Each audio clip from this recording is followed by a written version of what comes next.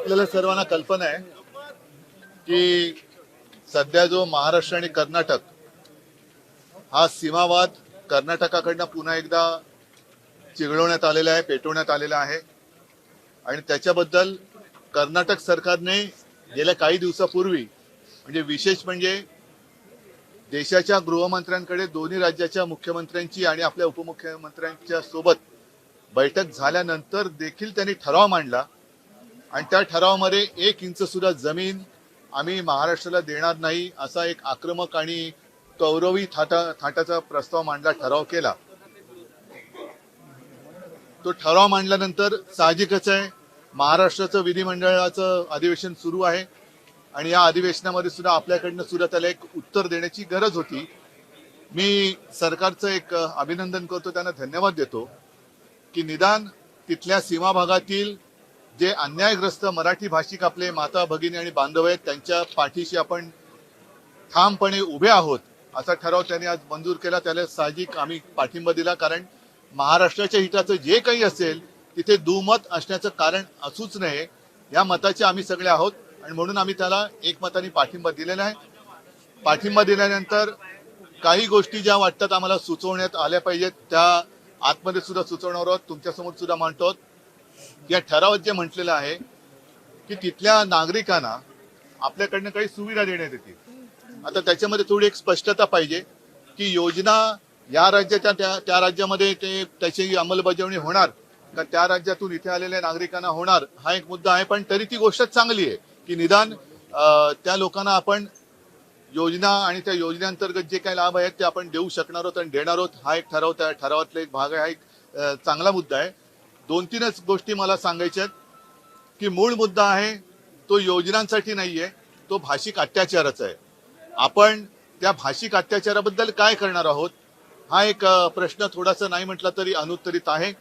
Supreme कोर्टाने मी काल आपल्यासमोर म्हटलं होतं की जोपर्यंत सुप्रीम कोर्टाचा निकाल लागत नाही तोपर्यंत हा संपूर्ण जो कर्नाटक व्याप्त महाराष्ट्र आहे तो भूभाग केंद्रशासित झालाच पाहिजे ही आमची मागणी आहे.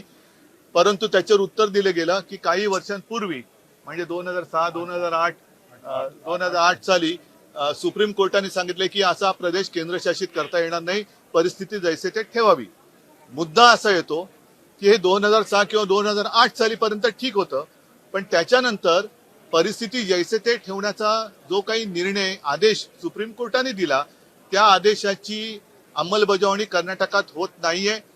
अत्यंत आक्रमकपणाने कर्नाटक सरकार एक पाऊलं पुढे टाकत चाललेलं आहे आणि कालांतराने असं होईल की महाराष्ट्र संयमाने वागेल, महाराष्ट्र आपल्या संस्काराप्रमाणे शांतपणाने वागेल, मजबूतीने उभा राहील, पण आपल्या डोळ्यात देखत तिथला मराठी ठसा पुसला जाईल आणि तो पुसला जाऊ नये याकरता एक पुनर्विचार याचिका आपल्या सरकारकडनं ताबडतोब सर्वोच्च न्यायालयात होण्याची गरज आहे. ती म्हणजे की आपण सन्माननीय न्यायालयाला सांगितलं पाहिजे की आपण जेव्हा आदेश दिला होता तेव्हाची परिस्थिती आणि आत्ताची परिस्थिती आपण एक निरीक्षक पाठवून बघा की तेव्हा काय होतं, त्याच्यानंतर कर्नाटक सरकारने काय काय केलेलं आहे, नामांतर कसं केलेलं आहे, उपराजधानीचा दर्जा कसा दिलेला आहे, तिथले भाषिक व्यवहार जे काही होते नेहमीचे ते कानडी भाषेत कसे सुरू केलेले आहेत.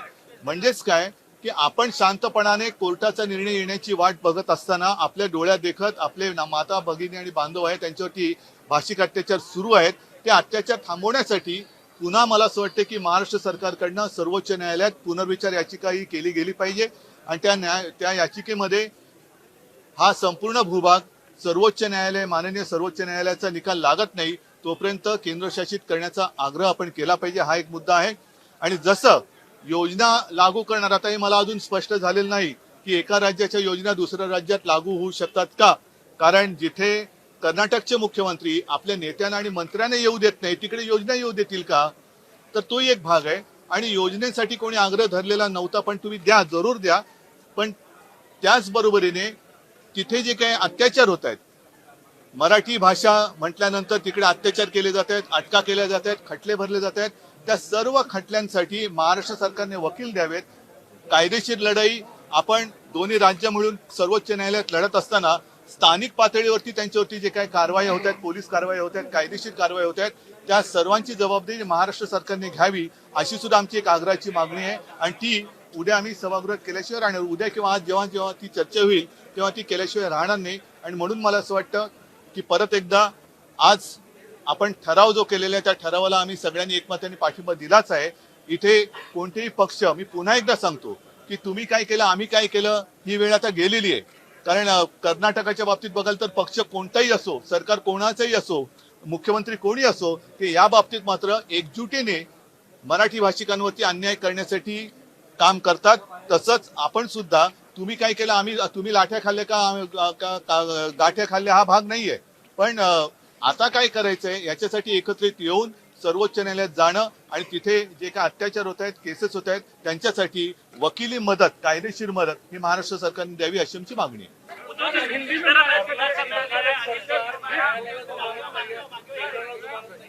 हो, म्हणूनच माझं म्हणणं तेच आहे की आता समज त्यांना देण्यात यावी. तर आता गेल्या 8-10 दिवसापूर्वी मग केंद्रीय गृहमंत्र्यांकडे नेमकं त्यांना काय दिलं गेलं होतं, मग त्याला काय म्हणायचं की आता परत समज देण्यासाठी त्यांना दिल्लीत बोलवणार आहेत. आणि समज दिल्यानंतर जिथे सर्वोच्च न्यायालयाने परिस्थिती जैसे ते ठेवण्याचं सांगितल्यानंतर सुद्धा जर कर्नाटक सरकार असा ठराव मंजूर करत असेल की 1 इंच सुद्धा जमीन देणार नाही, तर हा सरळ कोर्टाचा अवमान आहे. आणि हा कोर्टाचा अवमान झालेला सुद्धा आपल्या सरकारने आपल्या वकिलांच्या मार्फत माननीय सर्वोच्च न्यायालयाच्या नजरेत आणून देण्याची गरज आहे.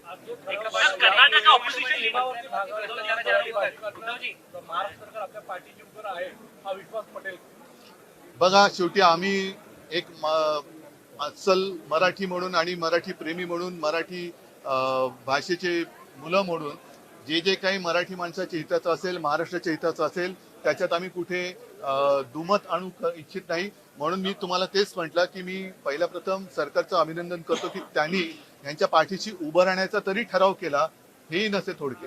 सिद्धरामैया जी ने ये बोला है कि रेजोल्यूशन जो महाराष्ट्र ने पास किया है वो प्रोवोकेशन है, सिद्धरामैया जी ऑपोजिशन लीडर है। नहीं, इसलिए मैंने कहा कि आज जो रेजोल्यूशन किया है, मैंने तो पहले साफ किया कि हमने उसका समर्थन किया है. जो भी चीज महाराष्ट्र की हित में होगी उसे हम समर्थन देंगे, जरूर देंगे. लेकिन साथ ही साथ कुछ सवाल सामने खड़े हैं, उसका उत्तर नहीं मिल रहा है. जो भी बात की गई है कि योजना वहां उनको उसका लाभ दिया जाएगा, तो अगर वो सरकार हमारे यहाँ से नेता आने के लिए मना कर रही है, मंत्रियों को बंदी लगा रही है, तो क्या योजना को आने देगी? और योजना ही देनी है तो उनकी मांग योजना के लिए नहीं है. जो उनके ऊपर अत्याचार हो रहा है, अन्याय हो रहा है, उसके खिलाफ वो आंदोलन कर रहे हैं. और कई सालों से 100 साल से भी ज्यादा हुए होंगे, वो लगातार कहते आ रहे हैं कि हम मराठी है, हमारी मातृभाषा मराठी है, हमें महाराष्ट्र में आना है, महाराष्ट्र में जाना है. तो उसके लिए हम क्या कर रहे हैं? हाँ, जैसे मैंने कल कहा था कि जब तक और तब तक एक बात होती है, जब तक सुप्रीम कोर्ट का फैसला होता नहीं तब तक ये पूरा जो विवादास्पद विभाग है, प्रदेश है, उसको केंद्र शासित किया जाए. लेकिन आज उसका उत्तर दिया गया कि 2008 में सुप्रीम कोर्ट ने ये कहा कि केंद्र शासित नहीं हो सकता, जो भी स्थिति है वो जैसे थी होनी चाहिए. तो क्या 2008 में जो स्थिति है और आज 2022 की स्थिति जैसे थी है क्या? नहीं है. उन्होंने, कर्नाटक सरकार ने इसके बावजूद, सर्वोच्च न्यायालय ने कहने के बावजूद भी वहां विधान मतलब अधिवेशन शुरू किया, बेलगांव को उपराजधानी का दर्जा दे दिया, उसका नामांतर किया और सारी कुछ बातें जो व्यवहार रहते हैं वो भी उनके भाषा में उन्होंने शुरू की. तो इसका मतलब यह है कि उन्होंने सीधा उनका अवमान किया है. वो ये भी जो बात है सर्वोच्च न्यायालय की नजर में लानी चाहिए. और ठीक है, उन्होंने उस वक्त बात कही थी कि केंद्र शासित किया नहीं जा सकता, लेकिन अब उसके लिए पुनर्विचार करने की जरूरत है. और मैं तो यही कहता हूं, मैं मतलब हम सब, कि दोबारा सर्वोच्च न्यायालय में जाना चाहिए, दोबारा मतलब जो अभी केस चल रही है उसमें, और उनको कहना चाहिए कि आपने जो बात कही थी हम तो मान रहे हैं, हमने कभी आपकी बातों का अवमान नहीं किया, कर्नाटक सरकार कर रही है और अब स्थिति हाथ से बाहर जा रही है, तो कम से कम अभी जब तक आपका फैसला होता नहीं है तब तक ये पूरा जो विभाग है वो केंद्र शासित किया जाए.